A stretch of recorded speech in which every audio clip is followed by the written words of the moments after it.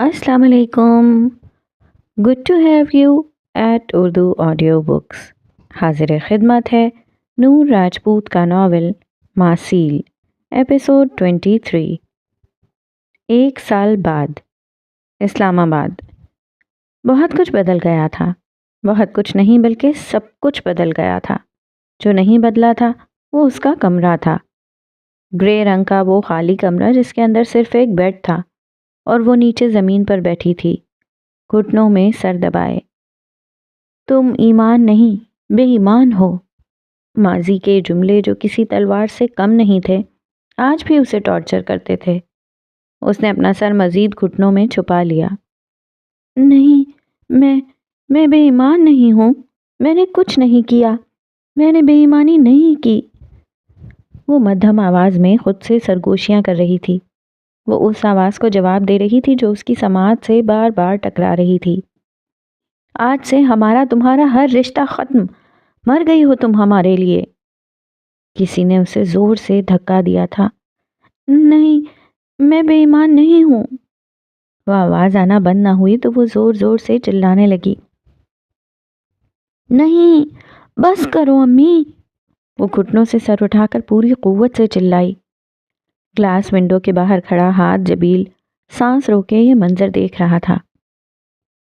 हमें नफ्सियाती बनाने में, हमें पागल करने में सबसे बड़ा हाथ हमारे अपनों का होता है।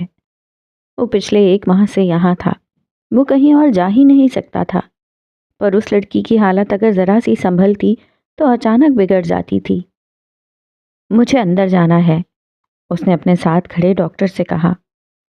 मुझे नहीं लगता ये अच्छा ख्याल है। वो तुम्हें देखकर मुंह मोड़ लेती है, डॉक्टर ने जवाब दिया।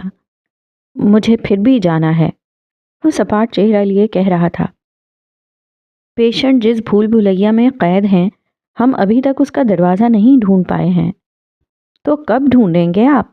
मैं आपको लंदन से यहाँ इसलिए नहीं लाया कि बैठकर इंतज़ार करूं, वो दबी दबी आवाज़ में चिल्लाया। डॉक्टर डैनियल ने उसे पहली बार गुस्से में देखा था। वो अपने जज्बात छुपाने में माहिर था। इंतज़ार तो करना पड़ेगा। उसने हाथ के कंधे पर हाथ रखा और हाथ ने ज़ब्त से आंखें मींची। ओपन द डोर, उसने जैसे हुक्म दिया। अगले ही पल दरवाज़ा खोल दिया गया। वो आहिस्ता आहिस्ता कदम उठाता दरवाजे से अंदर दाखिल हुआ। सामने बैठी लड़की अब हिचकियों से रो रही थी। उसका वजूद हौले हौले कांप रहा था। वो शिकस्ता कदमों से चलता उसके करीब फर्श पर ही बैठ गया। उसका शिद्दत से दिल चाहा था वो उसे सीने से लगाए, लेकिन वो गुमसुम बैठा उसे देखता रहा। वो रो रही थी। डॉक्टर ने कहा था उसे रोने दो, इससे इसके दिमाग पर पड़ी धुंध हटेगी तो शायद कुछ बेहतरी आए। कुछ देर बाद लड़की ने घुटनों से सर उठाया तो अपने करीब बैठे शख्स को देखकर साकित रह गई।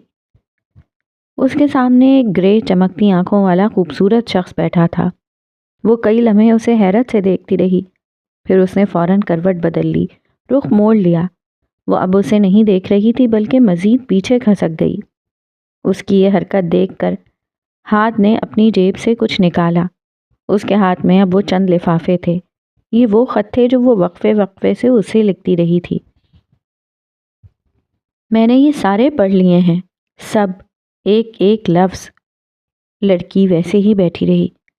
वो अब लिफाफों को तरतीब से ज़मीन पर रख रहा था। वो टोटल 7 लिफाफे थे। वो ख़त जो उसने हाथ के नाम लिखे थे पर कभी पोस्ट नहीं किए। काश तुमने ये सब मुझे पोस्ट कर दिए होते। वो अब उन्हें लाइन में तरतीब से रखे उन पर उंगली फेर रहा था, दाएं से बाएं तो बाएं से दाएं। पता है, मुझे भी तुमसे बहुत कुछ कहना है, वो सब जो मेरे अंदर है। लड़की के वजूद में जुम्बिश ना हुई। वो जैसे उसे देखना ही नहीं चाहती थी। लेकिन तुम यूं मुंह मोड़े बैठी रहोगी तो मैं कैसे कह पाऊंगा? वो जवाब नहीं दे रही थी पर वो बोलता रहा। क्या तुम्हें पता है, मेरी आंख से कभी आंसू नहीं निकला, आज तक नहीं। वो फीका सा हंस दिया। पर तुम्हें यहाँ देखता हूँ तो दिल कटता है। मैं बहुत सारा रोना चाहता हूँ पर रोया नहीं जाता। वो सर झुकाए मुजरिमों की तरह बैठा था। कई लम्हे खामोशी से गुजर गए। लड़की ने कोई शोर नहीं किया। ना वो दोबारा रोई थी बल्कि यूं बैठी थी जैसे पत्थर की मूरत हो। میں کچھ کہنا چاہتا ہوں اور جاننا چاہتا ہوں جب تم ٹھیک ہو کر باہر نکلو گی تو تمہیں کچھ یاد نہیں رہے گا۔ میں کہنا چاہتا ہوں کہ وہ چپ ہو گیا۔ الفاظ جیسے دم توڑ گئے تھے۔ پہلی بار وہ کسی سے اپنے دل کی بات کہنے آیا تھا۔ دل کی بات، وہ بھی پاگل خانے میں۔ میں کہنا چاہتا ہوں کہ میں، ہاتھ جبیل، تمہارا انتظار کر رہا ہوں۔ کتنا مشکل تھا یہ سب اس کے لیے۔ اس کا چہرہ سرخ پڑ چکا تھا جبکہ وہ یوں ہی بیٹھی رہی۔ اس نے ہاتھ کی جانب رخ نہیں کیا۔ میں تمہیں ان سب خطوں کا جواب لکھوں گا، تم پڑھو گی نا؟ اس نے چہرہ اٹھا کر لڑکی کی جانب دیکھا، پر وہ جو دیوار سے سائیڈ ٹیک لگائے بیٹھی تھی اچانک اس کی جانب ڈھہ گئی۔ اس نے فوراً آگے بڑھ کر اسے تھاما۔ پہلے تو وہ گھبرا گیا، لیکن اگلے ہی پل اسے احساس ہوا کہ وہ سو چکی تھی۔ وہ بیٹھے بیٹھے سو گئی تھی، لیکن وہ نہیں سمجھ پایا تھا وہ رونے کے بعد ریلیکس کی وجہ سے سوئی تھی یا اس کی باتوں کو سنتے سنتے۔ البتہ وہ لمبے عرصے بعد بنا نشہ آور دوا کے سوئی تھی۔ ہاتھ جبیل کے لیے یہی کافی تھا۔ ماضی بھیانک ہوتا ہے، اور اکثر بھیانک ماضی ہمارے حال اور مستقبل کو اژدہے کی طرح نگل جاتا ہے۔ نکاح کے بعد وہ جاب کے سلسلے میں اسلام آباد آ گئی تھی۔ وہ لاہور سے اسلام آباد شفٹ ہوئی تھی۔ یہ ایک پروجیکٹ بیس جاب تھی۔ پروجیکٹ 6 مہینے کا تھا۔ اسے صرف 6 مہینے یہاں رہنا تھا۔ وہ خوبصورت شہر میں آئی تھی، پر اسے نہیں پتا تھا کہ خوبصورت شہر اسے ڈس لے گا۔ اس نے اپنے نمبر بدل لیے تھے، ہر جاننے والے سے دوری اختیار کر لی تھی۔ وہ سب پیچھے چھوڑ دینا چاہتی تھی، پر وہ آنے والے کل سے ناواقف تھی۔ جبکہ سلمہ بیگم نے اس عامل کی باتوں کو دماغ میں بٹھا لیا تھا۔ وہ جب بھی ایمان کو فون کرتیں تو بس ایک ہی بات کہتیں، دھیان سے رہنا، میں اس عامل کی باتوں سے بہت خوف زدہ ہوں۔ اللہ نہ کرے کچھ ویسا ہو گیا تو، بلکہ اب تم 6 ماہ بعد آؤ گی تو تمہاری رخصتی کر دوں گی۔ مشارب کی ماں بھی یہی چاہتی ہے۔ ایمان کے دل پر یہ باتیں کسی گھونسے کی طرح پڑتی تھیں۔ کیسی سیدھی عورت تھی اس کی ماں کہ ایک عامل کی باتوں کو سچ مان بیٹھی تھی۔ امی کیا ہو گیا ہے آپ کو؟ اللہ پر بھروسہ رکھیں۔ یوں کسی بھی ایرے غیرے شخص کی باتوں پر یقین نہیں کرتے۔ جو کرنا ہے اللہ نے کرنا ہے۔ ایسے لوگ جان بوجھ کر ہمارے دماغ سے کھیلتے ہیں۔ پر وہ تمہیں دیکھتے ہی ایسے کیوں بولے گا؟ سلمہ بیگم کی پریشانی کسی طور نہیں جاتی تھی۔ اس جعلی عامل کو آپ نے بتایا کہ میں اسپین سے پڑھ کر آئی ہوں۔ میں نے اس کی باتوں کو سیریس نہیں لیا۔ اس نے ایک ٹرک آزمائی کہ زیادہ آزاد لڑکیاں کسی کا روب برداشت نہیں کرتی، اپنی مرضی سے جیتی ہیں، اپنے حق کے لیے آواز اٹھاتی ہیں اور اپنا گھر نہیں بسا پاتی ہیں۔ اس لیے اس نے ایسا کہا اور آپ نے دل پر لے لی بات۔ اور اگر اللہ نے میرے نصیب میں ایسا کچھ لکھا ہے تو مجھے کوئی شکوہ نہیں ہے، مجھے اس پر پورا بھروسہ ہے۔ نہیں، بالکل نہیں، ایسا نہیں ہونا چاہیے، تم اپنا گھر بساؤ گی۔ سلمہ بیگم نے اس کی باتوں کو نظر انداز کرتے آخری بات پر فوکس کیا تھا۔ وہ زمانے سے، لوگوں سے خوفزدہ تھیں، کہیں لوگ انہیں باتیں نہ کریں، کہیں کچھ ایسا نہ ہو جائے۔ جبکہ ایمان افسوس سے انہیں سنتی رہی، وہ اور کچھ کر بھی نہیں سکتی تھی۔ تخلیق کی ندی۔ ہم سب، میں اور تم اور میں، وہ سب، وہ تمام جو جل رہے ہیں خاموشی سے تقدیر کی بھٹی میں، جو نہیں جانتے ہمارے ارد گرد کیا ہو رہا ہے اور کیوں ہو رہا ہے، وہ سب، ہم سب تخلیق کی ندی میں بہہ رہے ہیں۔ زندگی خاموشی سے گزر رہی تھی۔ وہ صبح آفس جاتی، شام کو واپس آ جاتی۔ اسلام آباد کا پرسکون علاقہ اسے پسند آیا تھا۔ کبھی کبھی وہ شام میں پر ڈھلوان سڑکوں پر واک کے لیے نکل جاتی تھی۔ وہ اس وقت فریزنگ کنڈیشن میں تھی۔ زندگی میں کیا ہو رہا تھا، کیوں ہو رہا تھا، وہ نہیں سمجھ پا رہی تھی۔ مشارب حسن کا رویہ اس کے لیے ناقابل برداشت تھا۔ اس کی ڈیمانڈز وہ چاہ کر بھی پوری نہیں کر پا رہی تھی۔ اس وقت وہ گروسری کے لیے نکلی ہوئی تھی جب اسے مشارب کا فون آیا۔ اس نے گہرا سانس فضا میں خارج کرتے اس کا فون اٹھایا۔ کس قدر بے مروت ہو تم، اس کا شکوہ ابھرا تھا۔ کیا ہوا، کیسے ہیں آپ؟ وہ پریشان ہوئی۔ آج میرا برتھ ڈے ہے، تم نے وش ہی نہیں کیا۔ ہیپی برتھ ڈے، وہ بس اتنا ہی کہہ پائی۔ اس نے مسکرانے کی بھی زحمت نہیں کی۔ کیونکہ اس سے ہوتا ہی نہیں تھا۔ مشارب حسن کے معاملے میں الفاظ اس کے گلے میں اٹک جاتے تھے۔ اس کی موجودگی ایمان کے دماغ کو سن کر دیتی تھی۔ ایسے نہیں قبول کروں گا، مجھے لوکیشن سینڈ کر دو اور خود ریڈی رہو، میں تمہیں لینے آ رہا ہوں۔ مشارب کی اگلی بات نے اس کے سر پر دھماکہ کیا۔ کیا مطلب؟ وہ الجھی۔ مطلب یہ کہ میں لاہور سے اسلام آباد اپنا برتھ ڈے تمہارے ساتھ منانے آیا ہوں اور میں کوئی بہانہ نہیں سنوں گا۔ جلدی سے لوکیشن سینڈ کرو، میں آ رہا ہوں۔ وہ فون بند کر چکا تھا جبکہ ایمان حیران کھڑی تھی۔ اگلے ہی پل اس کا میسج اسکرین پر ابھرا۔ وہ اس سے نکاح کے بعد پہلی بار مل رہی تھی۔ پہلے تو اسے سمجھ نہ آیا کہ کیا کرے، پھر وہ کچھ سوچتے ہوئے واپس پلٹ گئی۔ اس نے مشارب کو لوکیشن سینڈ کر دی۔ اپارٹمنٹ میں واپس آئی اور سوچنے لگی کہ کیا کیا جائے۔ مشارب کا پھر سے میسج آیا تھا۔ وہ 15-20 منٹ تک پہنچ رہا تھا۔ اس کی کولیگ جس کے ساتھ وہ شیئرنگ پر رہ رہی تھی وہ باہر گئی تھی۔ چنانچہ اس نے ٹی پنک کلر کا ایک ہلکا سا جوڑا پہنا، اونچی پونی ٹیل کر کے، کانوں میں ٹاپس پہنے۔ اس نے آئینے میں اپنا جائزہ لیا۔ وہ اچھی لگ رہی تھی۔ پتہ نہیں مشارب کو لگتی یا نہیں۔ وہ ذرا بھی پرجوش نہیں تھی۔ حالانکہ وہ اس کا شوہر تھا، پر پتہ نہیں کیوں 6 مہینے گزر جانے کے باوجود وہ شخص اس کے دل میں اپنی جگہ نہیں بنا پایا تھا۔ وہ اب اس کا انتظار کر رہی تھی، جبکہ دماغ میں 100 طرح کے سوال تھے۔ کچھ دیر بعد وہ آ گیا تھا۔ ایمان نے اپنا بیگ اٹھایا اور دروازہ لاک کرتے ہوئے باہر نکل آئی۔ باہر ایک چمکتی ہوئی گاڑی کھڑی تھی۔ اس نے آگے ہو کر تھوڑا جھک کر دیکھا تو مشارب ہی تھا۔ وہ ڈرائیونگ سیٹ پر بیٹھا تھا۔ وہ اس کے لیے باہر نکل کر نہیں آیا تھا۔ اس نے ایمان کے لیے گاڑی کا دروازہ بھی نہیں کھولا تھا۔ وہ اس کی منکوحہ تھی۔ اس کا اتنا حق تو بنتا ہی تھا۔ گاڑی کا دروازہ کھولتے وقت ایمان کو اپنا حلق خشک ہوتا محسوس ہوا تھا۔ جانے کیوں اس کا دل گھبرا رہا تھا۔ وہ سلام کرتے گاڑی میں بیٹھ گئی۔ شکر ہے تمہارا چہرہ نظر آیا۔ وہ نک سا تیار بیٹھا تھا۔ اس نے ایمان کو نہیں بتایا تھا کہ وہ پاکستان آیا ہوا تھا یا اس سے ملنے اسلام آباد آ رہا تھا۔ اس نے سرپرائز دیا تھا، یا شاید وہ ایمان کو چیک کرنا چاہ رہا تھا۔ اس کی بات سن کر وہ ہلکا سا مسکرائی۔ ویسے حیرانی والی بات ہے، تم آدھے گھنٹے میں تیار ہو گئی ہو۔ اس نے عجیب لہجے میں تبصرہ کیا، جسے ایمان نے نہ سمجھتے ہوئے نظر انداز کر دیا۔ سوری، مجھے آپ کا برتھ ڈے یاد نہیں رہا، اس لیے میں کوئی گفٹ بھی نہیں لے سکی۔ وہ شرمندہ تھی اور خود کو ریلیکس کرنے کی کوشش کر رہی تھی۔ آخر ساتھ بیٹھا شخص اس کا محرم تھا۔ گفٹ تو میں خود ہی لے لوں گا۔ اس نے ایمان کا ہاتھ تھام لیا۔ ایمان نے گھبرا کر اسے اور پھر اپنے ہاتھ کو دیکھا۔ وہ اسے ہی دیکھ رہا تھا۔ ایمان کے چہرے پر اسے صاف ناپسندیدگی نظر آئی تھی۔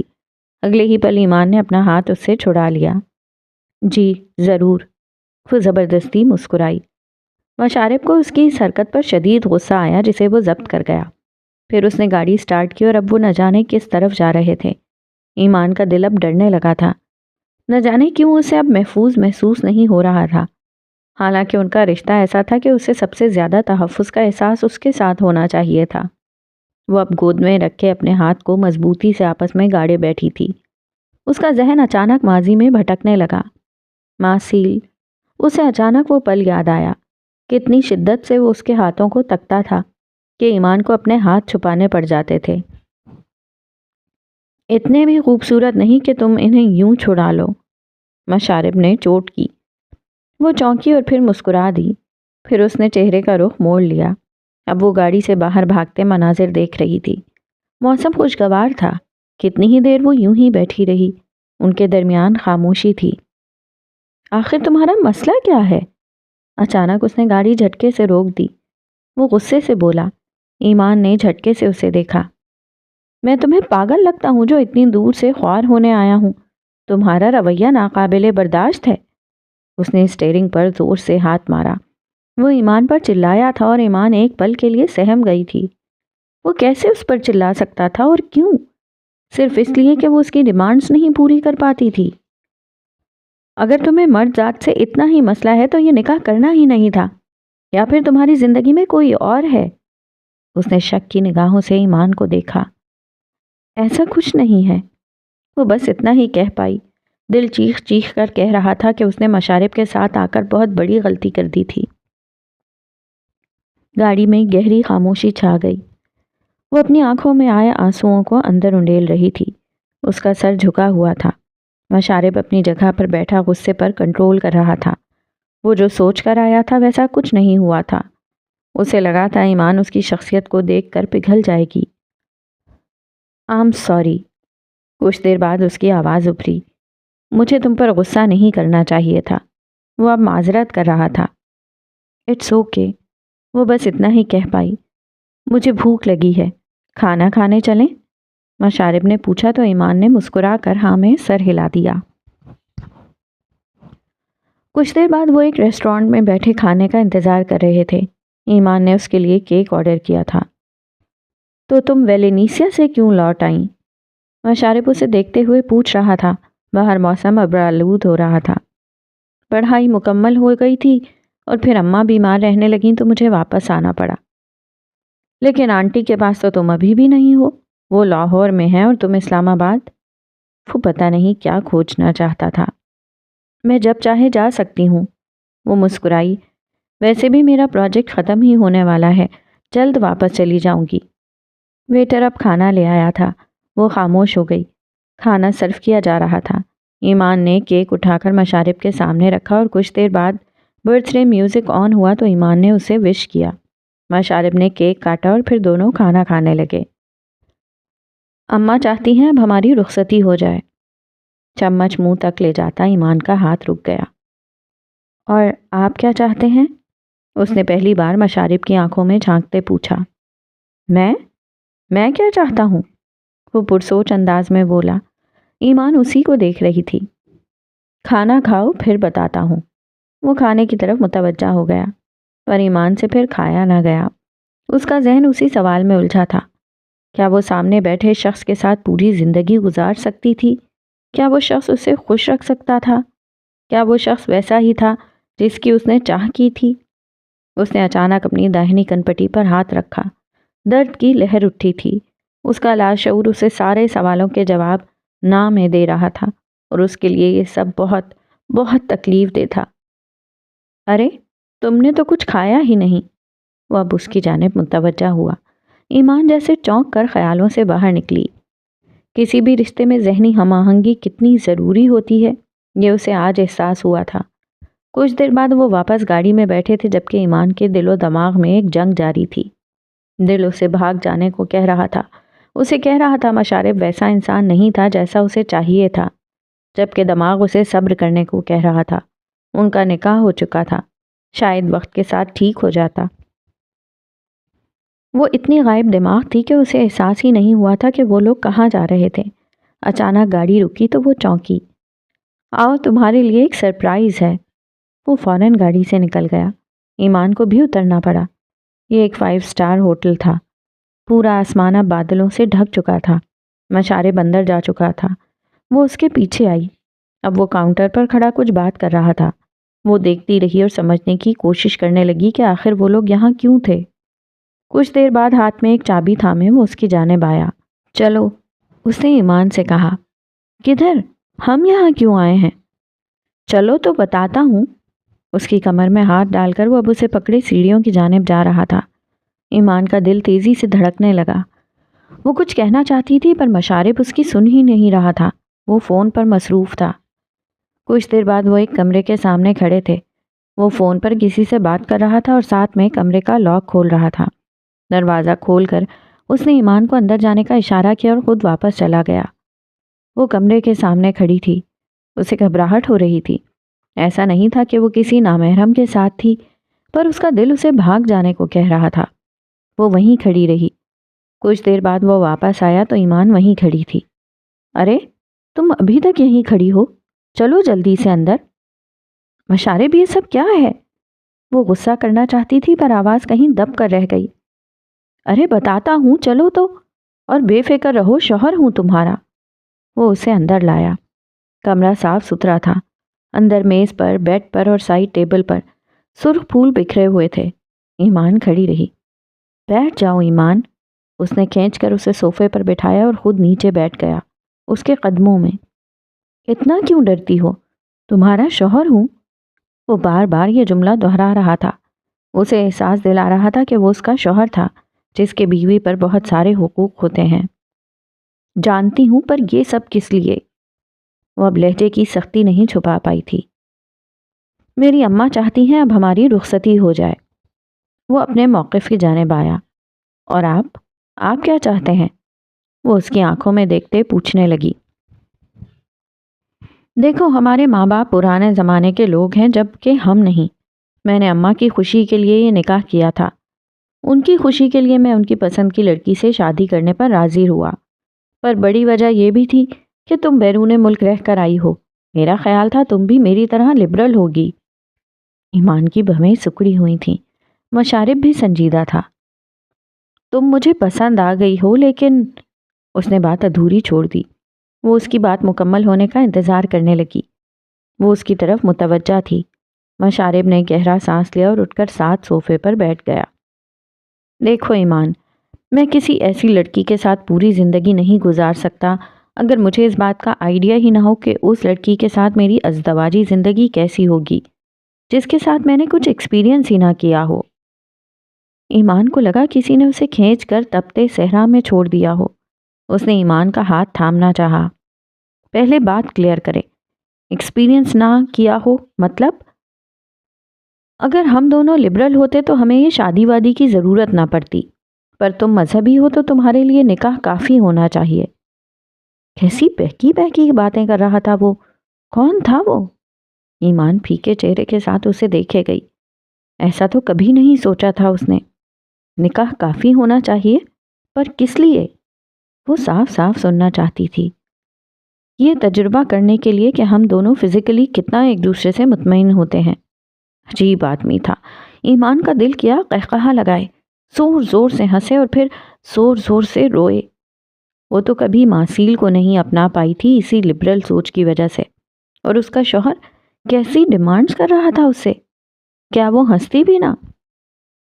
اور اگر میں آپ کو مطمئن نہ کر پائی؟ وہ سپاٹ چہرہ لیے سوال کر رہی تھی۔ اندر امٹتے طوفان کو اس نے اندر ہی رہنے دیا تھا۔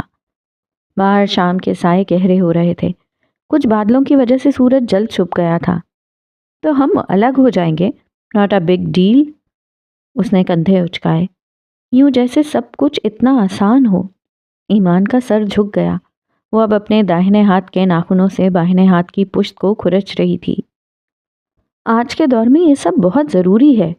دیکھو، اگر تم نے مجھے خوش کیا تو اس کے بعد ہم کچھ ٹیسٹ کروائیں گے تاکہ ہمیں پتہ چلے کہ ہم فرٹیلٹی کے حساب سے کس قدر فٹ ہیں، اور پھر رخصتی کر لیں گے۔ اور اس بار وہ ہنس دی، چہرہ جھکائے وہ ہنستی رہی۔ مشارب کو اس رد عمل کی توقع نہیں تھی۔ پھر اس نے چہرہ اٹھایا اور گردن گھما کر کچھ فاصلے پر بیٹھے مشارب کو دیکھا، یوں جیسے وہ پاگل ہو یا اپنا ذہنی توازن کھو چکا ہو۔ مجھے دیر ہو رہی ہے، جانا ہے مجھے۔ وہ اٹھ کھڑی ہوئی۔ کہاں جانا ہے تمہیں؟ اس نے ایمان کا بازو پکڑا۔ Don't touch me. ایمان نے جھٹکے سے اپنا بازو چھڑایا۔ اس کے اندر ایک الاؤ دہک رہا تھا جس کی تپش سے اب اس کا چہرہ سرخ ہونے لگا تھا۔ وہ اپنے اندر امٹتے غصے کے طوفان کو بڑی مشکل سے ضبط کر رہی تھی۔ حق ہے میرا، میں چھو سکتا ہوں تمہیں۔ یہ سب باتیں آپ کو نکاح سے پہلے کرنی چاہیے تھیں، تب آپ کو یہ سب یاد کیوں نہیں آیا؟ اس نے سرخ پھولوں سے سجے بیڈ کو دیکھتے نخوت سے کہا۔ اب کر رہا ہوں نا، میرے لیے یہ سب ضروری ہے۔ معاف کیجیے گا مشارب صاحب، بدقسمتی سے آپ کی ماں نے ایک غلط لڑکی چن لی ہے آپ کے لیے۔ وہ مضحکہ خیز انداز میں کہتی دروازے کی جانب بڑھی۔ تو میں سے نہیں جا سکتی، شوہر ہوں میں تمہارا، تمہارے لیے یہ سب گناہ نہیں ہے۔ وہ دبے دبے لہجے میں چلایا پر وہ نہ رکی۔ اگر تم نے دروازے سے قدم باہر نکالا تو میں تمہیں طلاق دے دوں گا۔ ایمان کو لگا کسی نے اس کے سر پر بم پھوڑا ہو۔ دروازے کا ہینڈل گھماتا اس کا ہاتھ ساکت ہوا۔ کتنا کمظرف انسان تھا وہ، آج اسے پتہ چلا تھا۔ وہ وہی کھڑی رہی کسی بت کی طرح۔ آخر مجھے مشارب سے محبت کیوں نہیں ہوتی ہے؟ وہ اکثر سوچتی تھی۔ وہ اس کا شوہر تھا، پر وہ کبھی اس کی جانب کشش محسوس نہیں کر پائی تھی۔ جن دلوں میں اللہ بستا ہو ان دلوں تک پہنچتے بھی اللہ والے ہی ہیں، اور مشارب اس دل میں رہنے کے بالکل قابل نہیں تھا۔ تمہیں یا تو میری بات ماننا ہوگی یا پھر میں وہ کمینی مسکان لیے بات ادھوری چھوڑ گیا۔ باہر اندھیرا مزید گہرا ہوا اور ہلکی پھلکی بوندا باندی شروع ہو گئی۔ آپ کو لگتا ہے میں ڈر جاؤں گی؟ وہ جھٹکے سے پلٹی۔ ڈرنا تو چاہیے۔ وہ پینٹ کی جیبوں میں ہاتھ ڈالتا اس کی جانب بڑھا۔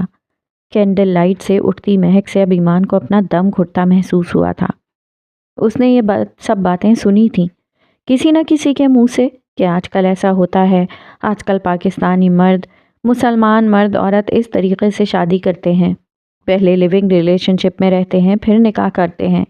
یہ سب عام تھا، اس نے سنا تھا، پر جب آج خود پر آیا تو اسے محسوس ہوا کہ یہ عام نہیں تھا۔ مسلمان مرد اور عورت کے لیے یہ عام ہو ہی نہیں سکتا تھا۔ بروکن فیملی، نفسیاتی باپ جس نے کبھی تمہیں بیٹی نہیں مانا، بیمار ماں جس کو تم پر بڑا مان ہے۔ کیسا لگے گا اگر اس کی بیٹی کو طلاق ہو جائے رخصتی سے پہلے ہی؟ وہ اس کے قریب آ کر سرگوشی نما انداز میں بولا۔ ہماری کمزور رگ کسی کمظرف کے ہاتھ لگ جائے تو ہمارے لیے جینا مزید مشکل ہو جاتا ہے۔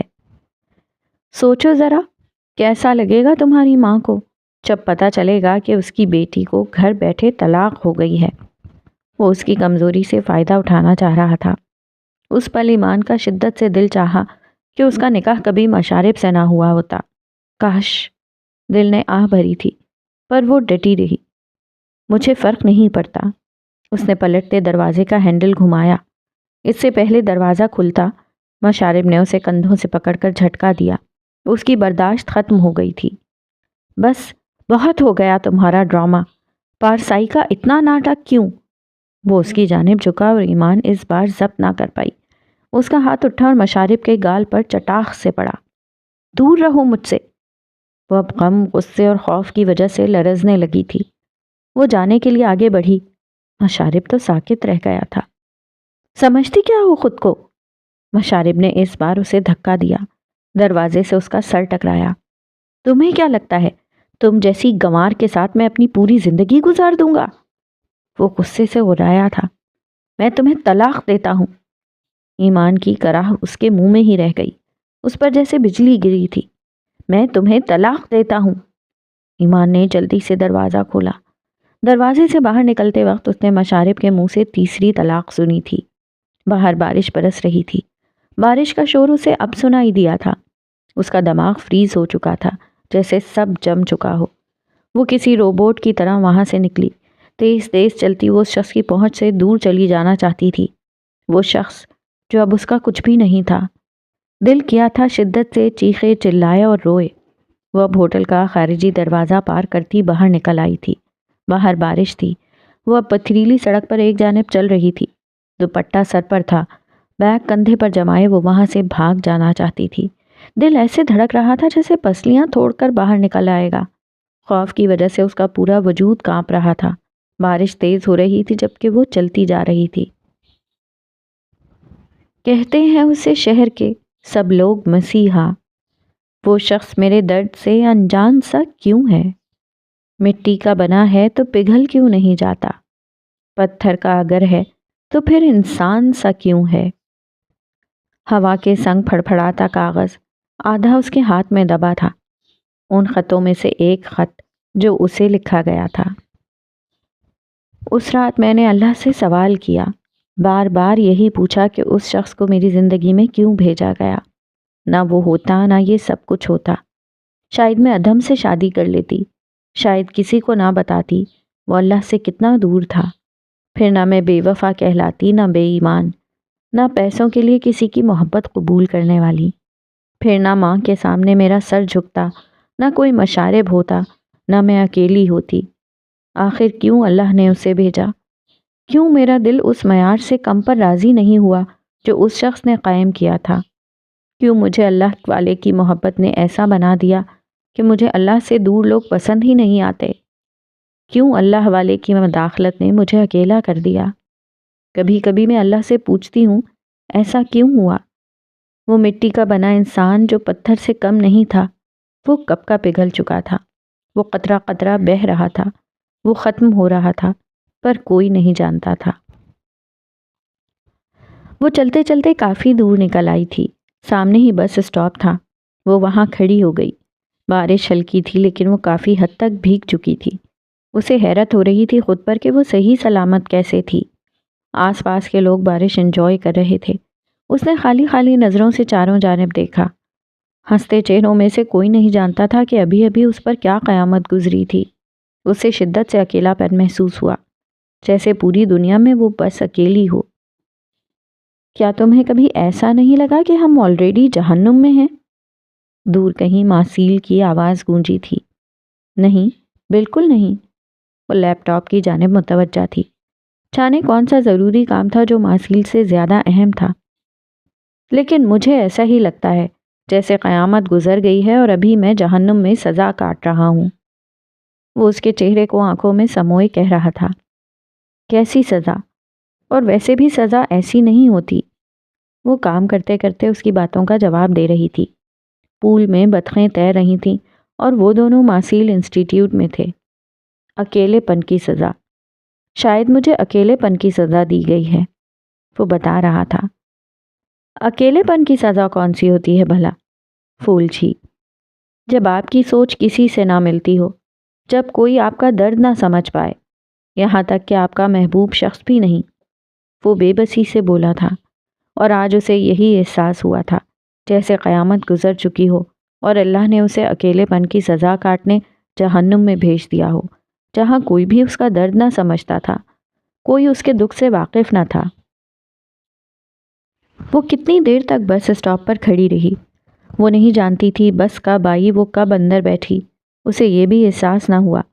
چونکی تب جب اسے کارڈ اسکین کرنے کو بولا گیا۔ اس کے پاس کارڈ نہیں تھا، شاید وہ کہیں بھول آئی تھی۔ اس نے ٹکٹ خریدی اور پیسے ادا کر دیے۔ والیٹ بیگ میں واپس ڈالتے اس کے ہاتھ رک گئے۔ اس کے کندھوں پر ایک جیکٹ تھی۔ وہ ساکت رہ گئی۔ جیکٹ کہاں سے آئی تھی اسے نہیں پتا چلا۔ کون اس کے کندھوں پر ڈال گیا تھا اسے احساس ہی نہ ہوا۔ کیا وہ اتنا غائب دماغ رہی تھی؟ اس کی آنکھوں میں اب آنسو ابھرنے لگے تھے۔ وہ یوں ہی بیٹھی رہی۔ بس رک رہی تھی۔ سٹاپ گزرتے جا رہے تھے۔ وہ شیشے سے باہر بھاگتے نظاروں کو دیکھ رہی تھی، جبکہ دماغ ابھی تک اس بات کو قبول کرنے سے عاری تھا کہ اس کے ساتھ کیا ہو چکا تھا۔ وہ آج صبح تک کسی کی منکوحہ تھی اور اب طلاق یافتہ تھی۔ کیا دنیا اسے قبول کر لے گی؟ وہ گود میں رکھے اپنے بیگ پر جھک گئی۔ سر میں درد کی ٹیسیں اٹھ رہی تھیں۔ اس نے جیکٹ اتار کر گود میں رکھ لی تھی اور تبھی اس کی نظر ایک سفید کاغذ پر پڑی جس کا کونا جیکٹ کی جیب سے نظر آ رہا تھا۔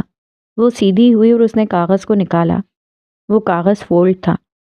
اس نے کھولا تو اندر بڑا سا لکھا گیا تھا، نہیں، ہم جہنم میں نہیں ہیں بلکہ تخلیق کی ندی میں بہہ رہے ہیں۔ یہ ندی تمہیں صحیح ٹھکانے پر لے جائے گی۔ الفاظ اس کے سر کے اوپر سے گزر گئے۔ اس نے کاغذ کا گولا بنا کر بیگ میں ڈال لیا اور پھر سے جھک کر اپنے بیگ پر سر رکھ دیا۔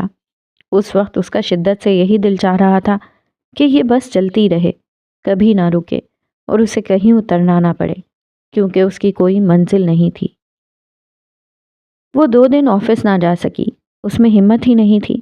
بس ایک ہی بات کھائی جا رہی تھی کہ سلمہ بیگم کو کیا جواب دے گی۔ اسے دنیا کی فکر نہیں تھی۔ اللہ اس کے راز سے واقف تھا، اس کی سچائی جانتا تھا، لیکن سلمہ بیگم، وہ کیسے انہیں یہ خبر دے گی؟ سلمہ بیگم سے بھی اس نے 2 دنوں سے بات نہیں کی تھی۔ وہ بے سد بستر پر لیٹی تھی جب اسے سلمہ بیگم نے خود ہی فون کر لیا۔ ایمان کو اٹھانا پڑا۔ مشارب کی ماں کا فون آیا تھا۔ وہ لوگ رخصتی پر زور دے رہے ہیں، بلکہ مشارب نے خود مجھ سے بات کی ہے۔ وہ کہہ رہا ہے اب جلد سے جلد یہ فریضہ انجام دے دیا جائے۔ سلام دعا کے بعد سلمہ بیگم نے گویا بم پھوڑا تھا۔ بس اب تم جلدی سے واپس آ جاؤ، میں تمہیں رخصت کر کے پرسکون ہو جاؤں گی۔ مشارب اس حد تک گر سکتا تھا، وہ نہیں جانتی تھی۔ البتہ اس کا فون ہاتھ سے چھوٹ کر گر گیا تھا۔ اسکرین پر مشارب کا میسج چمک رہا تھا، میں ہاتھ آئی چیز یوں آسانی سے جانے نہیں دیتا۔ کیا یوں بھی ہوتا ہے؟ کیا کوئی مسلمان مرد ایسی حرکت کر سکتا ہے؟ کیا اسے خوف نہیں آتا؟ کیا انسان بھول چکا ہے کہ اسے کس کے پاس لوٹنا ہے؟ سلمہ بیگم کی آواز ابھرتی رہی جبکہ وہ زمین پر فون کے پاس بیٹھی تھی۔ اس میں ہمت نہیں تھی کہ وہ ان سے بات کرتی۔ مشارب نے اسے طلاق دی، اسے اس بات کا دکھ نہیں تھا۔ وہ طلاق کے بعد ایسی حرکت کرے گا، یہ اس کے وہم و گمان میں بھی نہیں تھا۔ کبھی کبھی زندگی ہمارے اتنے بڑے بڑے امتحان لیتی ہے کہ ہمیں سمجھ نہیں آتا سب حقیقت ہے یا نہیں۔ وہ آفس جانا شروع ہو گئی تھی، لیکن وہ سلمہ بیگم کو سچ نہیں بتا پائی تھی۔ کیسے بتاتی؟ وہ اپنی ماں کو اس سچائی سے کیسے آگاہ کرتی کہ اسے گھر بیٹھے طلاق ہو گئی تھی؟ اور وجہ کیسے بتاتی؟ کیسے بتاتی کہ مشارب جس چیز کی ڈیمانڈ کر رہا تھا وہ اس کے نزدیک غلط تھا؟ وہ ایک ایسے شخص کے ساتھ کیسے زندگی گزار پاتی؟ اس کے چاروں جانب سب دھند میں لپٹا تھا، اور وہ اس دھند میں اکیلی تھی، بہت اکیلی۔ کب دن ہوتا تھا کب رات، اسے کچھ سمجھ نہیں آتا تھا۔ انہی سوچوں میں مگن بے دھیانی میں روڈ کراس کرتے وقت وہ دائیں جانب سے آنے والی گاڑی سے نہ بچ پائی۔ ٹائروں کی چرچراہٹ کی آواز فضا میں گونجی۔ اس پل اس نے شدت سے خواہش کی تھی کہ وہ مر جائے۔ جیتے جی کیسے وہ سلمہ بیگم کو سچ بتاتی۔ وہ دور اچھل کر گری تھی، اسے کہاں چوٹ لگی کچھ پتہ نہیں چلا۔ اس نے لوگوں کو خود پر جھکتے پایا اور پھر دھند مزید گہری ہو گئی، سب کچھ کوہرے کے پیچھے چھپ گیا۔ آنکھ کھلی تو وہ اسپتال میں تھی۔ اس کی ٹانگ پر چوٹ آئی تھی اور نیچے گرنے کے باعث سر پر گہری چوٹ لگی تھی۔ اس نے اٹھنے کی کوشش کی لیکن اٹھ نہیں پائی۔ تو کیا میری سزا ختم نہیں ہوئی؟ اس کی آنکھیں نم ہونے لگی تھیں۔ ہائے ایمان، کیسی ہو آپ؟ یہ اس کی فلیٹ میٹ تھی۔ میں نے تمہاری موم کو آج صبح فون کر دیا تھا، تم کل شام سے بے ہوش تھیں، وہ شاید پہنچنے والی ہوں گی، اور میری فلائٹ ہے، مجھے جانا ہوگا۔ گیٹ ویل سون۔ وہ اس کا گال تھپ تھپا کر چلی گئی۔ آج کل لوگ ہمارے لیے اتنا بھی کر دیں تو کافی ہے۔ اس کا فون سائڈ ٹیبل پر رکھا تھا، اس کے سر اور ٹانگ سے درد کی ٹیس اٹھ رہی تھی۔ وہ اب پریشان ہو گئی تھی کہ سلمہ بیگم اس کی وجہ سے کس قدر پریشان ہوں گی۔ اس نے اٹھ کر بیٹھنے کی کوشش کی لیکن اس کے لیے مشکل تھا۔ کمرے میں اور کوئی نہیں تھا، جانے اسے یہاں کون لایا تھا اور اس کی فلیٹ میٹ کو کس نے بلایا، وہ کچھ نہیں جانتی تھی۔ اس وقت اسے ایک بات کا خیال تھا کہ سلمہ بیگم جانے کس حال میں ہوں گی۔ وہ ہمت کر کے اٹھی اور اپنا فون اٹھایا، سلمہ بیگم کا نمبر ملایا۔ کچھ دیر بعد فون اٹھا لیا گیا۔ سلمہ بیگم کی ہراساں آواز ابھری تھی۔ کیسی ہو میری بچی؟ یہ سب کیسے ہو گیا؟ وہ رو رہی تھیں۔ ایمان کا دل بھر آیا، جو بار بار اس کا دل دکھاتی تھی، اور یہ تھی کہ آخر وہ اپنی ماں کو سچ کیسے بتائے۔ وہ فون پر بات کر رہی تھی کہ نرس اندر آئی۔ ارے آپ اٹھ گئیں؟ میں ڈاکٹر کو بلاتی ہوں، آپ پلیز فون رکھ دیں، آپ زیادہ بات نہیں کر سکتی۔ کچھ دیر بعد وہاں ایک لیڈی ڈاکٹر تھیں اور اب وہ اس کا معائنہ کر رہی تھیں۔ آخر وہ کس اسپتال میں تھی جہاں اسے یوں ٹریٹ کیا جا رہا تھا؟ یقیناً بہت مہنگا ہوگا۔ اسے اب بل کی فکر ہونے لگی۔ اس کے سر میں درد تو تھا ہی، پر وہ ڈاکٹر کے سوالوں کا جواب دے رہی تھی۔ کیا میں کل شام سے بے ہوش تھی؟ اسے یقین نہ آیا تو اس نے سوال پوچھ لیا۔ نہیں، آپ کو ہوش آیا تھا لیکن آپ کو سکون آور دوا کے زیر اثر سلایا گیا تھا۔ ڈاکٹر نے اسے یہ نہیں بتایا تھا کہ وہ رات کس درد میں تھی، اسی لیے اسے بے ہوش کیا گیا تھا۔ ہاں، ٹھیک کہا تھا مارسیل نے، ہم سزا ہی تو کاٹ رہے ہیں اکیلے پن کی۔ ہمیں ہر درد اکیلے سہنا ہے، چاہے وہ اندر کا درد ہو یا باہر کا۔ اور جب انسان یہ درد اکیلے سہتا ہے تب اسے یہی لگتا ہے کہ قیامت گزر چکی ہے اور ہم اپنی سزا کاٹنے اس دنیا میں آئے ہیں۔ سلمہ بیگم اور میزو اس کے سامنے تھیں۔ ان سب کے آنسو نہیں تھم رہے تھے۔ کچھ دیر انہوں نے بات کی اور پھر ڈاکٹر نے انہیں منع کر دیا۔ ڈاکٹر صاحبہ، سب ٹھیک ہے نا؟ میری بیٹی کو کوئی بڑی چوٹ تو نہیں لگی؟ سلمہ بیگم پریشان تھیں۔ مشارب بھی وہیں تھا، وہ اب تک ایمان کے سامنے نہیں گیا تھا، ڈاکٹر سے وہی بات چیت کر رہا تھا۔ سب ٹھیک ہے، ہم اپنی تسلی کر رہے ہیں، بس آپ دعا کریں، ڈاکٹر نے انہیں تسلی دی۔ بیٹا تم بھی ایمان سے مل لو، اب تمہیں بھی حوصلہ ہو جائے گا۔ جی آنٹی۔ وہ نظریں چرا گیا۔ اس کا ضمیر اسے ملامت کر رہا تھا، لیکن انا آڑے آ رہی تھی۔ وہ بھلا کیسے اتنی آسانی سے اسے جانے دے سکتا تھا؟ سلمہ بیگم نے ایمان کو نہیں بتایا تھا کہ مشارب ان کے ساتھ آیا تھا۔ وہ تو لاہور واپس گیا ہی اس لیے تھا تاکہ جا کر رخصتی کی تاریخ رکھوا سکے۔ تماشا تو بننا ہی تھا، پر وہ جانتا تھا کہ اس کا زیادہ شکار ایمان ہوتی۔ اس کا کیا بگڑنا تھا؟ تم یہاں کیا کر رہے ہو؟ ایمان کی چلانے کی آواز آئی تھی۔ سلمہ بیگم جو کمرے سے باہر بیٹھی تھی وہ چونک گئی۔ مشارب اندر اس کا حال دریافت کرنے گیا تھا۔ دفع ہو جاؤ یہاں سے، میرا تم سے کوئی رشتہ نہیں ہے۔ وہ اسے دیکھ کر خود پر قابو نہیں رکھ پائی تھی۔ شور مت کرو، اس میں تمہارا ہی نقصان ہے، وہ دھیمے لہجے میں بولا، جبکہ ایمان کا دل کر رہا تھا وہ اٹھ کر اس کا سر پھاڑ دے۔ جو کچھ ہوا اسے بھول جاؤ، ہم ایک نئی شروعات کر سکتے ہیں۔ وہ اس کی جانب بڑھا۔ دور رہو مجھ سے، وہ زور سے چلائی۔ امی، اس نے پوری قوت سے سلمہ بیگم کو پکارا۔ مشارب گھبرا کر پیچھے ہٹا۔ کیا ہوا؟ سلمہ بیگم گھبرائی ہوئی اندر آئیں، ساتھ حمیزہ بھی تھی۔ پتہ نہیں آنٹی، یہ کیا بہکی بہکی باتیں کر رہی ہے، آپ ہی سمجھائیں اسے، شاید سر پر لگی چوٹ کا اثر ہو گیا ہے۔ کیا ہوا ایمان بیٹا؟ سلمہ بیگم اس کی جانب بڑھیں۔ امی اسے کہیں مجھ سے دور رہے، وہ سسک اٹھی تھی۔ ایمان میری بچی، کیا ہو گیا ہے تمہیں؟ شوہر ہے تمہارا؟ سلمہ بیگم اس کی حالت سے پریشان ہو گئی تھی۔ نہیں، میرا اب اس سے کوئی رشتہ نہیں ہے، یہ مجھے طلاق دے چکا ہے، وہ فوراً بولی تھی۔ اس کا پورا وجود کانپ رہا تھا، جبکہ سلمہ بیگم کو لگا جیسے اسپتال کی بلڈنگ ان کے اوپر گر گئی ہو۔ وہ کئی لمحے بے یقینی سے ایمان کو دیکھتی رہیں اور پھر لڑکھڑا کر پیچھے ہٹی۔ حمیزہ خاموشی سے کبھی اپنی بہن تو کبھی مشارب کو دیکھ رہی تھی۔ آنٹی سنبھالیں خود کو، ایسا کچھ نہیں ہے، ایمان کو غلط فہمی ہوئی ہے۔ مشارب نے آگے بڑھ کر سلمہ بیگم کو تھاما۔ غلط فہمی؟ کیا تمہیں خدا سے ڈر نہیں لگتا؟ پوری قوت سے چلائی۔ سلمہ بیگم نے پہلی بار اسے اس روپ میں دیکھا تھا۔ حمیزہ غور سے مشارب کو دیکھ رہی تھی۔ وہ جانتی تھی ایمان اتنا بڑا جھوٹ نہیں بول سکتی، اس کا مطلب مشارب جھوٹ بول رہا تھا۔ امی، یہ ویسا انسان نہیں ہے جیسا دکھتا ہے، اسے یہاں سے نکالیں، میرا اس سے کوئی رشتہ نہیں ہے۔ سلمہ بیگم جو کرسی پر بیٹھ چکی تھی وہ بے یقینی سے ایمان کو دیکھ رہی تھی۔ انہوں نے ایک بار بھی مشارب کی جانب نہیں دیکھا تھا۔ ان کی بیٹی کو طلاق نہیں ہو سکتی تھی، ایسا ہو ہی نہیں سکتا تھا۔ اس سے پہلے کوئی کچھ اچانک بولتا، کمرے کے دروازے پر مشارب کی ماں کا چہرہ نظر آیا۔ وہ اسلام آباد میں ہی تھی، اپنی بہن کی طرف۔ انہیں ایمان کی خبر آج ہی ملی تھی اور وہ اسی لیے اس سے ملنے آئی تھی۔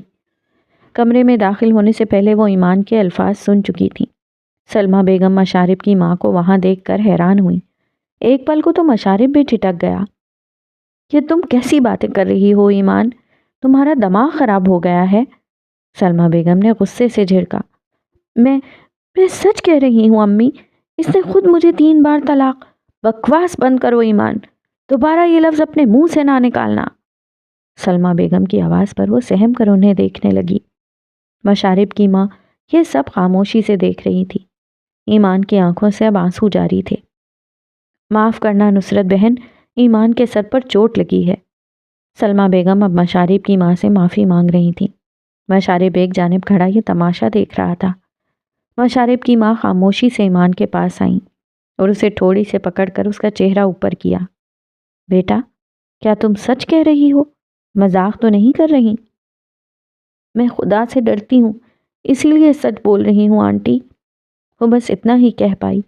مشارب کی ماں خاموشی سے بنا کچھ کہے مشارب کی جانب بڑھی۔ ارے امی، آپ مجھے بتا دیا ہوتا، میں لینے آ جاتا۔ وہ خود کو ریلیکس کرنے کی کوشش کر رہا تھا۔ اس نے جو پلان بنایا تھا وہ اب فیل ہوتا نظر آ رہا تھا۔ کیا ایمان سچ کہہ رہی ہے؟ نصرت بیگم نے اپنے بیٹے سے سخت لہجے میں سوال کیا۔ نہیں ماں، یہ بس ناراض تھی مجھ سے، اس لیے ایسا۔ اس کی بات ادھوری رہ گئی۔ نصرت بیگم نے اس کا ہاتھ پکڑ کر اپنے سر پر رکھا۔ اٹھاؤ میری قسم کہ تم سچ بول رہے ہو اور ایمان جھوٹ۔ ایمان ساکت نظروں سے یہ منظر دیکھنے لگی۔ اس کے ساتھ ساتھ سلمہ بیگم کے دل کی دھڑکن بھی تیز ہوئی تھی۔ ارے امی، یہ اتنی بڑی بات نہیں۔ اس نے اپنا ہاتھ ہٹانا چاہا۔ میں نے کہا اٹھاؤ میری قسم۔ وہ غضبناک تھیں۔ ماؤں کو اپنے بیٹوں کا علم ہوتا ہے کہ وہ کتنے پانی میں ہیں۔ نصرت بیگم اپنے بیٹے کی لبرل سوچ سے شروع سے واقف تھیں۔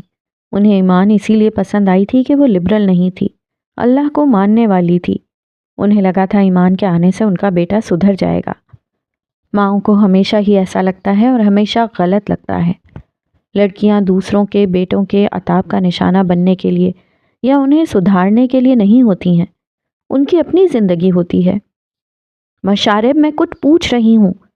وہ قہر بھری نگاہوں سے اسے گھور رہی تھیں، اور مشارب چاہ کر بھی اپنی ماں کی جھوٹی قسم نہیں اٹھا پایا۔ اس کا سر جھک گیا۔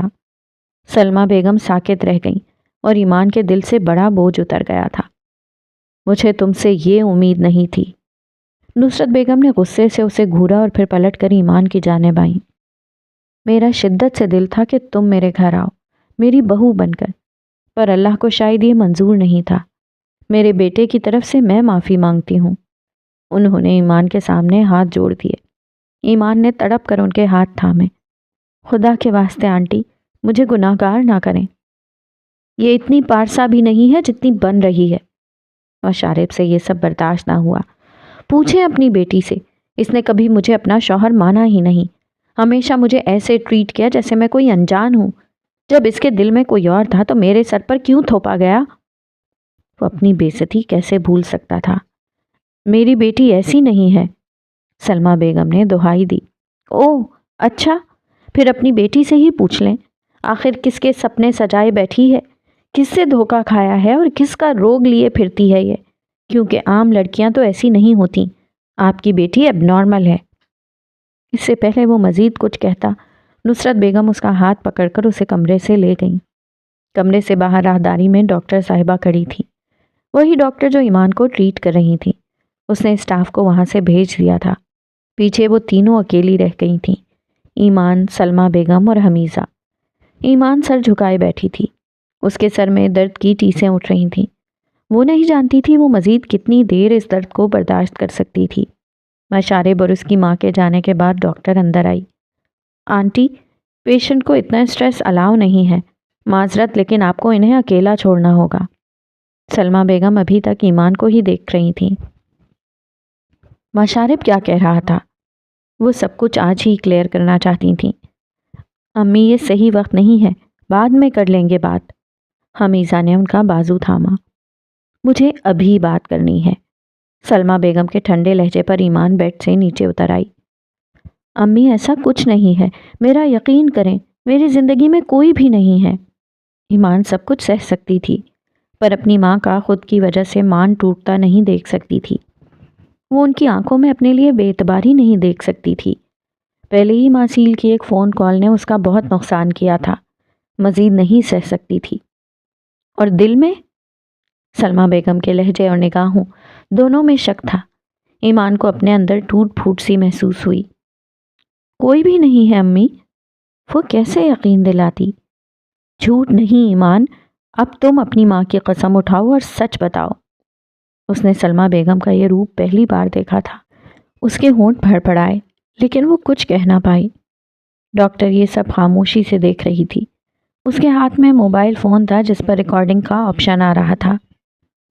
امی، میرے دل میں کوئی بھی نہیں ہے، خالی ہے، ویران، اجاڑ اور بنجر ہے، کوئی کلی، کوئی پھول اگتا ہی نہیں ہے۔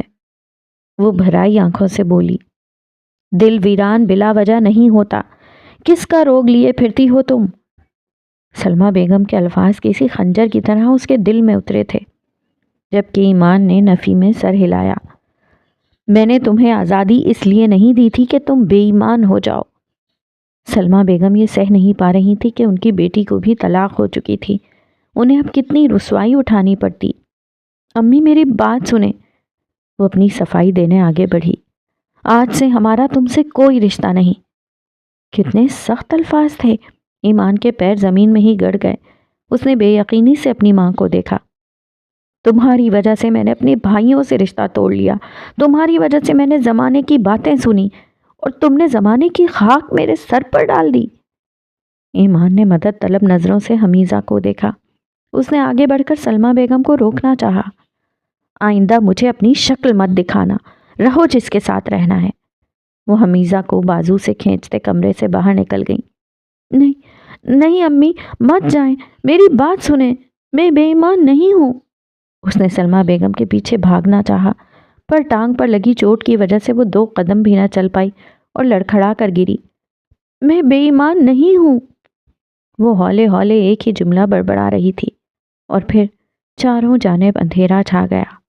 وہ ایمان بنت عبداللہ، ساری دنیا سے جیتنے والی، یہاں تک کہ عبداللہ شہاب دین یعنی اپنے باپ کے سامنے ڈٹ جانے والی، صرف اپنی ماں کے سامنے ہار جاتی تھی۔ ہاں، سننے اور دیکھنے والے کہتے تھے کہ وہ اپنی ماں سے عشق کرتی تھی۔ وہ آج سلمہ بیگم کے سامنے ہار کر اپنی پوری دنیا ہار گئی تھی۔ کچھ دیر بعد نرس اور ایک اور ڈاکٹر اس کے کمرے کی جانب بھاگے تھے۔ عبدل، کیچڑ میں دھنستے ہوئے اس نے اپنے بچاؤ کے لیے زور سے اسے پکارا تھا، ایک آخری پکار۔ یہ اتنی زوردار اور دردناک تھی کہ وہ ہڑبڑا کر اٹھ بیٹھا۔ وہ پورا پسینے میں بھیگا ہوا تھا۔ جانے کیسے کام کرتے کرتے اس کی آنکھ لگ گئی۔ اسے کافی دیر بعد یہ خواب نظر آیا تھا۔ وجہ وہ جانتا تھا۔ وہ اب کرسی پر بیٹھا گہری سانس لے رہا تھا۔ سامنے اس کا لیپ ٹاپ آن تھا۔ اس نے اپنے ہاتھوں سے چہرے کو رگڑا۔ پیشانی پر پسینے کے ننھے قطرے تھے۔ باہر کافی اندھیرا تھا۔ وہ اپنی جگہ سے اٹھا اور کھڑکی میں جا کر کھڑا ہو گیا۔ شاید ہی وہ کبھی سکون سے سویا ہو جب سے اسے یہ خواب آنے لگے تھے۔ وہ اب جانتا تھا خواب والی لڑکی کون تھی، اور یہ جاننے کے بعد تو اس کی بے چینی مزید بڑھ گئی تھی۔ کچھ دیر بعد اس کے فون کی اسکرین جگمگ کرنے لگی۔ ڈاکٹر مہک کا نام جگمگ کر رہا تھا۔ میرے خیال سے اب آپ کو وزٹ کرنا چاہیے تاکہ پیشنٹ کو آپ خود دیکھ سکیں۔ مجھے یہ حق نہیں، وہ بس اتنا ہی کہہ پایا۔ وہ اب میرڈ نہیں ہے مسٹر ہاد جبیل، اسے ڈیورس ہو چکی ہے۔ ڈاکٹر مہک نے اس کی سماعت پر بم پھوڑا۔ واٹ؟ وہ ساکت ہوا۔ کچھ بھیجا ہے آپ کو، ایک ریکارڈنگ، آپ سن لیں، آئیڈیا ہو جائے گا۔ ڈاکٹر مہک فون بند کر چکی تھی جبکہ وہ وہیں کھڑا رہ گیا تھا۔ ہم والدین اس بات کو قبول کیوں نہیں کر پاتے کہ اولاد ایک آزمائش ہے؟ اولاد ہماری طرح ہی مٹی سے بنے انسان ہیں۔ وہ بھی خطا کر سکتے ہیں، وہ بھی بھٹک سکتے ہیں، وہ بھی سینے میں دل رکھتے ہیں اور وہ بھی دل کے ہاتھوں مجبور ہو سکتے ہیں۔ سلمہ بیگم نے اپنی پوری زندگی ایمان پر انویسٹ کی تھی تاکہ اسے ہر طرح سے پرفیکٹ بنایا جا سکے، اور وہ بنی رہی۔ کم عمری سے ہی ایک پرفیکٹ شخص کو دل میں رکھنے کے باوجود وہ کبھی نہیں ڈگمگائی، اس نے کبھی شکایت کا موقع نہیں دیا۔ سلمہ بیگم کو لگتا تھا ان کی بیٹی کے دل تک کبھی کوئی پہنچ ہی نہیں سکتا۔ انہوں نے ہمیشہ ایک ہی خواب دیکھا تھا کہ ایمان بنت عبداللہ اپنی ماں کی طرح طلاق یافتہ نہیں کہلائے گی، بلکہ شادی شدہ ایک پرفیکٹ زندگی گزارے گی تاکہ کوئی ان پر بات نہ کر سکے، کوئی ان کی تربیت پر انگلی نہ اٹھا سکے۔ پر ماں باپ اس بات سے انجان ہوتے ہیں کہ ہر انسان کو اللہ نے کسی مقصد کے لیے بھیجا ہے۔ ہر انسان نے 100 طرح کی جنگیں لڑنی ہیں۔ ہماری زندگی پرفیکٹ نہیں ہو سکتی، کوئی پرفیکٹ زندگی ہوتی ہی نہیں ہے، ہم جیسے انسانوں کی تو بالکل نہیں۔ ہمارے سیدھے سادے ماں باپ یہ سمجھنے سے قاصر ہیں کہ اللہ کے فیصلوں میں چھپی حکمت کو ہم نہیں سمجھ سکتے، اور ہم جیسے انسان اپنے ماں باپ کے مطابق ایک پرفیکٹ زندگی نہیں گزار سکتے۔ سلمہ بیگم نے جو ایمان کا خاکہ بنا رکھا تھا، جو پرفیکٹ بت انہوں نے ایمان کا بنایا تھا، وہ ٹوٹ چکا تھا، اور سلمہ بیگم کو اس بات سے بہت تکلیف ہوئی تھی، لیکن وہ اس بات سے بے خبر تھیں کہ وہ اپنے وقتی غصے اور انا میں کتنی بڑی غلطی کرائی تھیں۔ حال ہم جینا سیکھ جائیں گے جس دن ہم اپنے ماضی سے نکل آئے۔ وہ ابھی اپنے ماضی سے نہیں نکلی ہے، جس دن نکل آئے گی اس دن ٹھیک ہو جائے گی۔ اور وہ کیسے اپنے ماضی سے نکل سکتی ہے؟ اسے قبول کر کے۔ قبول کرنا ہمیں بہت ساری تکلیفوں سے بچاتا ہے۔ ماضی جیسا بھی ہو، اگر ہم اس سے پیچھا چھڑانا چاہیں گے تو یہ کبھی ہمارا پیچھا نہیں چھوڑے گا، بلکہ یہ ہم پر حاوی ہوگا۔ البتہ اگر ہم اسی ماضی کو قبول کر لیں کہ جو ہوا اچھا ہوا، جو ہوا وہ ہونا ہی تھا، جو ہوا کسی وجہ سے ہوا، تو ہم اپنے دماغ پر کنٹرول کر سکتے ہیں۔ دماغ پر کنٹرول ہم لوگوں کا کام نہیں ہے۔ تم ہی تو کہتے ہو وہ عام نہیں ہے مسٹر جبیل۔ ڈاکٹر نے اس کی جانب رخ کیا۔ ہاں، وہ عام نہیں ہے۔ تو پھر انتظار کرو اس وقت کا جب وہ اپنے دماغ پر کنٹرول کرتی ہے۔ انسانی دماغ سے زیادہ طاقتور کچھ نہیں ہے۔ انسان جب اس پر کنٹرول کر لیتا ہے تو پھر کائنات کے بڑے رازوں کو پا لیتا ہے۔ لیکن بدقسمتی سے اگر ہمارا دماغ ہم پر کنٹرول کر لے تو یقینی طور پر ہماری موت پکی ہے۔ دماغ ہمارے ساتھ پھر ایسے کھیلتا ہے کہ ہمارا وجود ایک سوالیہ نشان بن کر رہ جاتا ہے، کسی خونخوار مونسٹر کی طرح جو انسانی جذبات اور انسانی خوف پر پلتا ہے، کہ ہمارے خوف کو دگنا کرتا ہے۔ یہ اس بات پر پلتا ہے اور پھر ہمیں تباہ و برباد کر دیتا ہے۔ یہ ہمیں وہ سب دکھاتا ہے جس کا حقیقت سے کوئی تعلق نہیں۔ یہ ہمیں ہمارے خوفناک اور دردناک لمحے میں قید کر کے رکھتا ہے۔ یہ ہمیں بار بار مارتا ہے اور ہم بار بار مرتے رہتے ہیں۔ وہ گلاس ونڈو کے اس پار بیٹھی لڑکی کو دیکھ رہے تھے۔ نہیں، میں بے ایمان نہیں ہوں۔ اس نے اپنے کانوں پر ہاتھ رکھے ہوئے تھے، یوں جیسے فضا میں گونجنے والی آواز کو وہ اپنی سماعت تک پہنچنے سے روک رہی ہو، اور اس کے ارد گرد ایک ہی جملہ گونجتا تھا، تم بے ایمان ہو، تم بے ایمان ہو۔ سید جبیل کے لاہور سے واپس جانے کے بعد وہ اسلام آباد آیا تھا۔ یہاں بھی وہ اسپیشل اسکول بنانے کی غرض سے لوکیشن دیکھنے آیا تھا۔ بارش کا موسم تھا۔ وہ گاڑی میں بیٹھا سگنل کھلنے کا انتظار کر رہا تھا جب بس اسٹاپ پر اس نے ایمان کو دیکھا۔ پہلے وہ ساکت رہ گیا۔ وہ بارش میں بھیگ چکی تھی اور جانے کس دنیا میں پہنچی ہوئی تھی۔ وہ اسے دیکھتا رہا، غور سے، یوں جیسے جاننے کی کوشش کر رہا ہو کہ اس کے ذہن میں کیا چل رہا تھا۔ وہ اس سے مکمل طور پر بے خبر تو نہیں تھا، پر کوشش کر کے اسے نظر انداز کرنے کی کوشش ضرور کر رہا تھا۔ اس کا نکاح ہو چکا تھا اور وہ نہیں جانتا تھا کہ اس کی وجہ سے ایمان کی زندگی مزید ڈسٹرب ہو۔ وہ گاڑی سے باہر نکلا اور اس کی جانب بڑھا، لیکن وہ اس قدر غائب دماغ تھی کہ ارد گرد اس کے دھماکہ بھی ہو جاتا تو شاید وہ ہلتی بھی نہ۔ اس نے جیکٹ اس کے کندھوں پر ڈالی اور خاموشی سے واپس پلٹ گیا۔ وہ نہیں چاہتا تھا ایمان اسے دیکھے اور اس کی آنکھوں میں نفرت ابھرے۔ وہ تب تک نہیں گیا جب تک وہ بس میں نہیں بیٹھ گئی۔ وہ اس کے ساتھ ہی رہا، اور جب وہ اپنے اپارٹمنٹ پہنچ گئی تو وہ اسی خاموشی سے اپنی گاڑی واپس موڑ کر وہاں سے جا چکا تھا۔ وہ 3 دنوں سے اسلام آباد میں تھا اور ان 3 دنوں میں وہ ایک پل بھی اس کے ذہن سے نہیں نکلی تھی۔ تھک ہار کر اس نے گاڑی کی سیٹ سے پشت ٹیکا کر آنکھیں موند لیں۔ تم میرے ذہن سے اتر جاؤ، میں تمہیں عمر بھر دعا دوں گا۔ میں عبدل نہیں ہوں۔ آخر آپ میرے اتنے امتحان کیوں لے رہے ہیں؟ آخر کب تک میں آپ کی بے رخی برداشت کروں؟ دائمہ اس کے رویے سے تنگ آ چکی تھی۔ مسلسل اپنے میسیجز کو اگنور ہوتے دیکھ کر وہ بالآخر پھٹ ہی پڑی۔ ہاد نے اسے بولنے دیا۔ وہ جانتا تھا دائمہ غلط نہیں تھی، غلط تو وہ سب تھے۔ جب اسے سچائی پتہ چلتی جانے وہ کیا کرتی۔ اب آپ چپ کیوں ہیں؟ کچھ بولیں، کوئی جواب دیں۔ آپ کی اس خاموشی نے میرا جینا حرام کر دیا ہے۔ ویسے تو آپ گھنٹوں بولتے ہیں اپنے سیشنز میں، لیکن میرے لیے آپ کے پاس ایک لفظ بھی نہیں ہے۔ کیا آپ کو ذرا سا احساس نہیں ہے؟